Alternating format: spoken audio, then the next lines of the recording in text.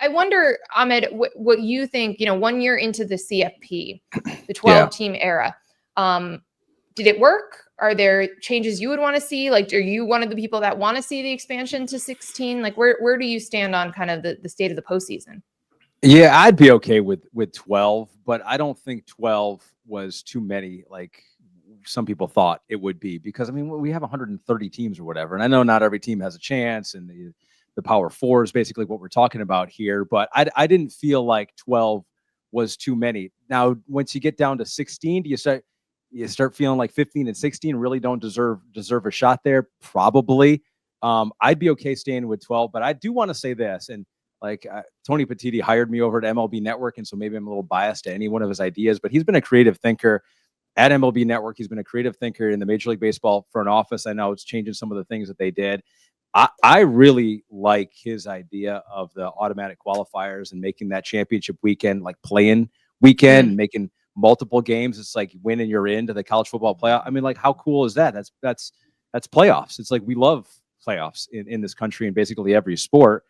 I like that idea, and I do think it speaks to the point that you're making, Nicole, is that if you are team number 4, 6, 4, 5, like in that range, it's like by the last couple of weeks of the season, you still have a chance to play your way in to a college football playoff, where the way it stands right now, that's probably not the case. So I'm all for it. And I think, it's like we all want to see it play out on the field.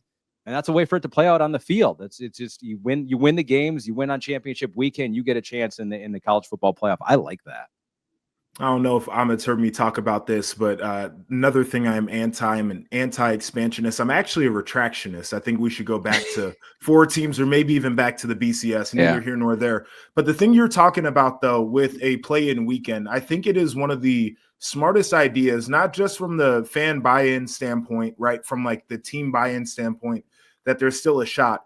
But when you start talking about conference championship games and how people are talking about them in their interest in watching them, this creates better TV inventory in December, right? It creates things that people want to watch later in the year. And just from a conference business standpoint, that is a really, really smart move. So, Nicole, is it going to happen? We always got to.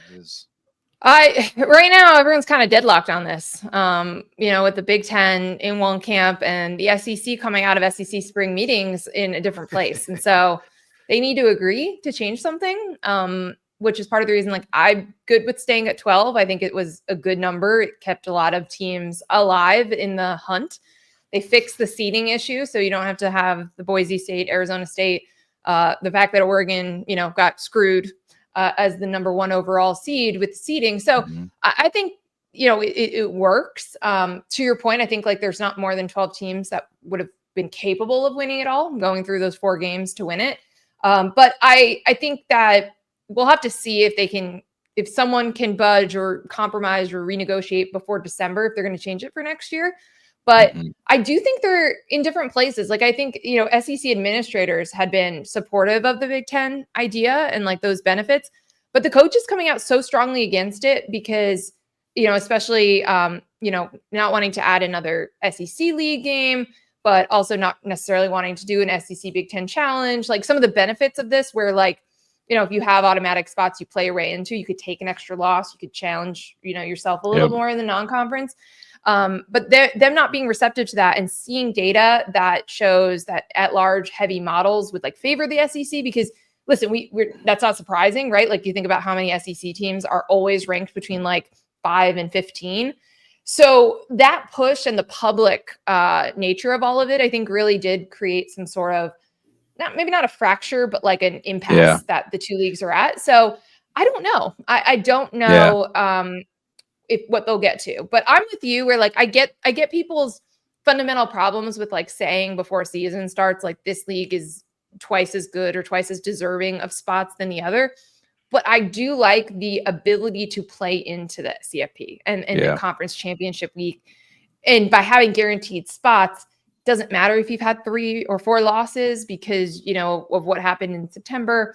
So I don't know. I'm like kind of a little bit all over the place on the expansion stuff. Yeah, it's like guaranteed spots, but it's not guaranteed teams, right? It's just like True. you still Yes. got to figure out a way which one of these 18 teams is going to play in there. And I do believe that, say we don't want to set before the season that, oh, we're going to have 4 teams from the Big Ten in or 5, but we kind of already do that, right? If you have a preseason ranking that has 7 SEC teams, it's like no matter who wins those games, it's just like, oh, we were wrong on this team that was number 1. And this unranked team beat them, we're going to bump them into the preseason rankings. And so we don't have enough crossover non-conference to really have a good idea of like, okay, how does the SEC stack? We all can think we know, but it's just like we're not playing the games on the field. And so at that point, you're saying, well, we all believe the SEC is better. And so we'll give them more preseason top 25 teams. And by doing that, you almost guarantee that they will have more teams in the college football playoff, because no matter who wins those games, you're either winning as a top-ranked team or upsetting a top-ranked team. It's a good point. That is the way that it works. And that's where, like, I think regardless of where this goes, because, we've heard from like Brett Yormark talking about the Big 12 supporting, 5+, 11 at-large spots model. And it's like, well, the Big 12 is still going to have less teams. Like even if it's AQs or at-larges, they're still going to be gobbled up by the SEC and Big 10 teams. So, yeah, I think unfortunately the CFP expansion debate will roll into the season and continue onward. But we'll figure it out. We'll figure it out on our show. That is our promise to the viewer, is that we will come to a solution that everyone agrees upon. And then we will go promise. We'll put it forth. That's right. Yes. And famously, college football fans all agree on things and they never argue. So yeah, exactly. That is what, our show can help deliver that kumbaya moment for everyone who watches college football.